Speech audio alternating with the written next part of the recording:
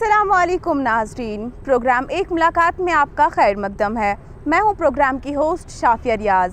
नाज़रीन, जैसा कि आप सब जानते हैं, हमारे इस प्रोग्राम के ज़रिए हम आपको वादी कश्मीर की एक ऐसी शख्सियत से रोशनास कराते हैं जिनके हालत व वाक़ात सुनकर हमारी यूथ इंस्पायर होती है, वो भी अपने ज़िंदगी में कुछ ऐसा करना चाहती है। तो इसी मकसद के साथ आज हमने अपने प्रोग्राम में मदऊ किया है एडवोकेट नदीम कादरी साहब को, जो कि फॉरेस्ट एडवोकेट है, वादी कश्मीर के पहले फॉरेस्ट एडवोकेट है। आइए हम जानते हैं उनसे उनकी ज़िंदगी के बारे में। खैर मकदम है आपका हमारे प्रोग्राम में। जी, मैं आपसे जानना चाहूँगी, आपने अपनी इब्तदाई तालीम कहाँ से हासिल की और आपने अपनी जो जर्नी है वो कैसे स्टार्ट करी? देखिए, मैंने 10th तक वुडलैंड हाउस स्कूल सुनवार से अपनी बेसिक इब्तदाई तालीम हासिल की। उसके बाद SP हायर सेकेंडरी में मैं खुद रहा हूँ वहाँ पर। हायर सेकेंडरी के 2 साल निकले। देन आई डिसाइडेड कि मैं अब लॉ की तालीम हासिल करूँ, और उसके लिए मैं थोड़ा सा कश्मीर से थोड़ा सा दूर जुदा हो गया। जम्मू में मैंने वो 5 साल बहुत मुश्किल से निकाले, क्योंकि जो एक कश्मीरी लड़का होता है, यूथ होता है, उसकी एक अपनी इंस्पिरेशनल स्टोरीज़ होती हैं। तो जम्मू में मुझे एक मौका मिला कि लॉ की तालीम हासिल करना, और वो तकरीबन 5 साल का जो इंटीग्रेटेड कोर्स था वो मैंने जम्मू से KC लॉ कॉलेज से हासिल करा। और उसके बाद ब्रीफ अरसे के लिए मैंने ऑनरेबल हाई कोर्ट में प्रैक्टिस स्टार्ट की जम्मू में, जहाँ पर कि मैं बार एसोसिएशन का मेंबर भी बना। तो उस सिलसिले में मेरा जो एनवायरनमेंट लॉ में जो शौक़ पैदा हुआ वो एक्चुअली मेरे बचपन से ही जुड़ा हुआ है। आपके लाइफ में क्या कुछ ऐसा वाक़या हुआ जिससे आप इंस्पायर हुए कि नहीं, मुझे लॉ ही करना है?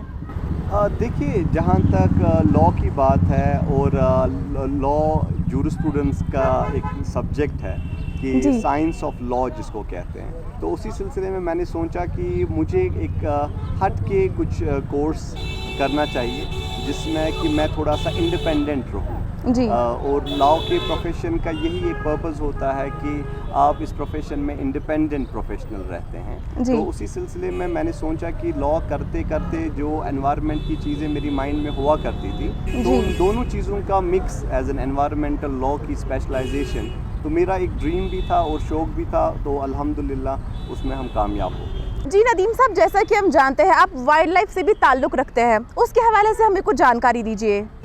देखिए, मैं 2010 में जब लॉ करके कंप्लीट करके कश्मीर वापस आ गया, तो मैंने पहली यहाँ पर एक indigenous organization wildlife conservation fund के नाम से स्टार्ट की, जिसका फोकस हमारा हांगुल कंजर्वेशन दाची गांव में, हमारे वेटलैंड्स जो हैं पामपोर में, उन पे ज़्यादा फोकस था। तो उसी सिलसिले में मैंने सोचा कि जो एक ऑर्गेनाइजेशन बने जिसमें यूथ इन्वॉल्व हो वाइल्ड लाइफ कंजर्वेशन के साथ, ताकि हम उनको एक एक्सपोजर दें और एनवायरनमेंट के साथ जोड़ें।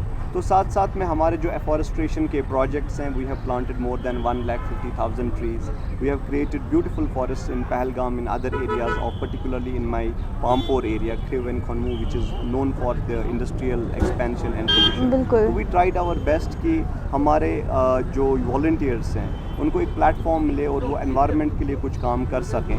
तो उसी सिलसिले में बहुत सारी ऑर्गेनाइजेशन की संगी बुनियाद मैंने डाली, लेकिन close to my heart is a wildlife conservation fund. और रिसेंटली जब ये कोविड-19 का सिचुएशन हमारे पूरे वर्ल्ड में एज अ पेंडेमिक आ गया, तो आई थॉट दैट कि volunteers must not feel disappointed inside the homes, तो दे शुड कम फॉरवर्ड। तो we have initiated this Jammu and Kashmir eco watch. It is a non profit organization for the reason of educating people about environment. And जिस सिलसिले में हमारे कुछ campaigns हैं, जैसे go green Srinagar, go green Baramulla, go green Pulwama, ये पूरे डिस्ट्रिक्ट्स में हमारी कैंपेन्स चल रही हैं, ताकि जो यूथ है हमारा वो इन्वॉल्व हो जाए एनवायरमेंटल कंजर्वेशन में, वाइल्ड लाइफ कंजर्वेशन में और फॉरेस्ट कंजर्वेशन में। तो हमारा पर्पस ही यही रहा है कि हम एनवायरनमेंट के तहफ़्फ़ुज़ के सिलसिले में यूथ को तैयार करें और उनकी मदद लें इन सब चीज़ों को बचाने के लिए। तो क्या लगता है आपको, हमारी जो यूथ है वादी कश्मीर की, क्या उनका रुझान इसकी ओर बढ़ रहा है? क्या वो आ रहे हैं इसमें पार्टिसिपेट के लिए? देखिए, जब हमने स्टार्ट किया, बेशक एक नया सब्जेक्ट था और नई एक्टिविटी थी, और हम उनको इन्वॉल्व करना चाहते थे वॉलंटियर एक्टिविटीज़ में। تو اس سلسلے میں نے یہی سوچا کہ اگر ہم ایک شروعات کر لیتے ہیں, دیکھتے ہیں کہ آگے ہوتا کیا ہے. جی تو الحمدللہ with the help of technology, اور میں خود انوائرمنٹل لائر کی حیثیت سے آنریبل ہائی کورٹ میں بھی پریکٹس کر رہا ہوں, and being a Jammu and Kashmir's first environmental lawyer, میرے پاس بہت زیادہ ٹائم جو ہے وہ میں نیچر کے ساتھ اسپینڈ کرتا ہوں, ٹورسٹ ڈیسٹینیشنز پہ اسپینڈ کرتا ہوں. تو اس سلسلے میں مجھے موقع ملتا ہے رورل یوتھ کے ساتھ انٹریکٹ کرنا, اربن یوتھ کے ساتھ انٹریکٹ کرنا, اور ان کو انوالو کرنا کہ وہ کیسے اپنا رول ادا کریں, جیسے کہ ڈل لیک کے کنزرویشن کے حوالے سے, پامپور کے ویٹ لینڈ کے تحفظ کے حوالے سے. تو we are involving young people, we are involving young girls, we are involving our teachers to be part of this environmental conservation. جی, جہاں تک ہم کریں گے زمینی سطح کی بات تو اس پر آپ کام کر رہے ہیں, لیکن جہاں ہم دوسری طرف ہم دیکھتے ہیں کہ بہت سارے لوگ سوشل میڈیا استعمال کرتے ہیں, کیا اس کے ذریعے آپ نے انوائرمنٹ کو بچانے کے لیے اویئرنیس پھیلانے کی کوشش کری؟ دیکھیے, جب سوشل میڈیا کی جب ہم بات کرتے ہیں, فیس بک, واٹس ایپ, تو 2 پلیٹ فارم آتے ہیں. تو الحمدللہ میں پچھلے 10-11 سال سے وہ سوشل میڈیا یوز کر رہا ہوں. بے شک message loud and clear majority of لوگوں تک پہنچی, کیونکہ جو سوشل میڈیا کی پرپز ہے کہ آپ انٹریکٹ کریں لوگوں سے, اسٹرینجرز سے, اور across the world global citizens سے. تو اس میں بہت زیادہ فائدہ یہ ہوا کہ سوشل میڈیا نے ہمارا ریچ آؤٹ بڑھایا. اور مجھے یاد ہے کہ بارہمولہ میں ایک پروفیسر تھے, انہوں نے بولا کہ ہم بھی کچھ کرنا چاہتے ہیں. They started a go green Baramulla. آج الحمدللہ they are doing exceptionally great work. Same way ہمارا کھنمو کے کچھ والنٹیئرس ہیں, تو سوشل میڈیا سے ہی جڑے ہیں, لیکن اس سے ساتھ ساتھ میں جو فزیکل ایکٹیویزم یا فزیکل والنٹیئرزم بھی بہت زیادہ امپورٹنٹ ہے. اسی سلسلے میں ہم نے سری نگر میں ایک انٹرنیشنل پروجیکٹ جو کہ گو گرین سری نگر کے نام سے بہت مشہور ہوا 2015 سے, تو اب ہم انشاءاللہ سیو ڈل لیک کیمپین میں فوکس کر رہے ہیں, جو کہ ہم ہر سنڈے 2 گھنٹے ڈل کے لیے ڈیڈیکیٹ کر رہے ہیں. تو اسی سلسلے میں ہم نے سوچا کہ ہر ایک یوتھ کو, ہر ایک گورنمنٹ آفیشلز کو یہ کیمپین کو as an citizen driven campaign accept کرنا چاہیے اور اس میں شرکت کرنی چاہیے.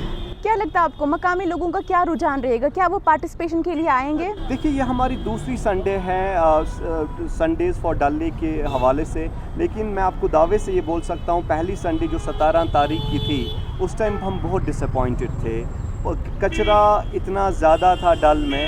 تو میں آپ کو دعوے کے ساتھ بول سکتا ہوں ابھی 7 دن ہی ہو گئے ہیں. الحمدللہ تقریباً 10 گورنمنٹ ڈپارٹمنٹس ہمارے ساتھ آج اشتراک میں ہیں. ہمارے ساتھ ہوٹل ایسوسیشنز والے ہیں, ہمارے ساتھ ڈومیسٹک ٹور آپریٹرز ہیں, ہمارے ساتھ شکارا ایسوسیشن ہے, ہاؤس بوٹ ایسوسیشن ہے. یہ تو جیسے ریولیوشن, ہم اس کو گرین ریولیوشن کہتے ہیں. بالکل. تو آج کی سنڈے میں مجھے تو تقریباً ایک کانفیڈنس بلڈ ہوا کہ بہت حد تک گورنمنٹ نے بھی ہماری اپیل کو سمجھا, اور ہم یہ بھی سمجھ رہے ہیں کہ اور بھی لوگوں کو جڑنے کی ضرورت ہے. جی ندیم صاحب, آپ کا بہت شکریہ اپنے قیمتی وقت میں سے ہمیں سمے دینے کے لیے.